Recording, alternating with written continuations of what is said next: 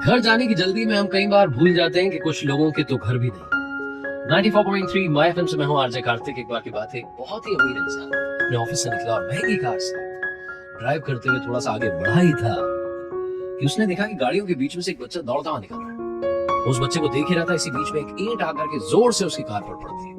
उसे समझ में नहीं आता कि ये छोटा सा बच्चा दौड़ते हुए मेरी गाड़ी पर ईंट क्यों फेंक रहा है। वो आगे से घुमा करके वापस लेके आता है गाड़ी और उतर करके तुरंत भागता है उस बच्चे को ढूंढने के लिए।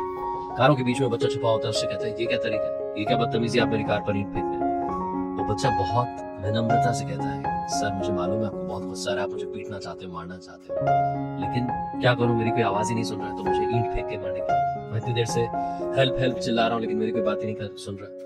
बहुत देर से मदद मांग रहा हूँ, कोई मेरी तरफ ध्यान नहीं दे रहा। बोली बात क्या होगी?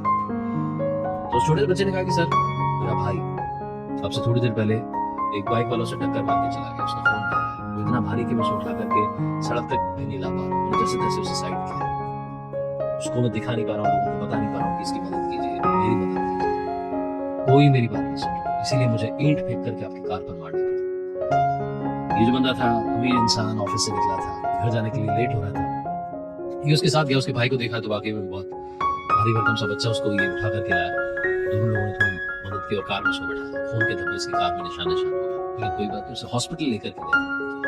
हॉस्पिटल में इमरजेंसी वार्ड में एडमिट करवाया। जब डॉक्टर ने कहा कि हाँ अब ये बच्चा खतरे से बाहर है, तो ये भाई साहब जो ऑफिस से निकले थे अपने घर के लिए वापस हॉस्पिटल से, आपकी बार स्पीड बहुत स्लो थी और समझ नहीं पा रहे थे कि हुआ क्या है मेरे साथ। घर पहुंचे, गाड़ी पार्क की, उस डेंट की तरफ नजर गई तो देखा कि डेंट तो बहुत नोटिस में आ रहा था, बहुत बड़ा डेंट हुआ था क्योंकि ईंट पड़ी थी।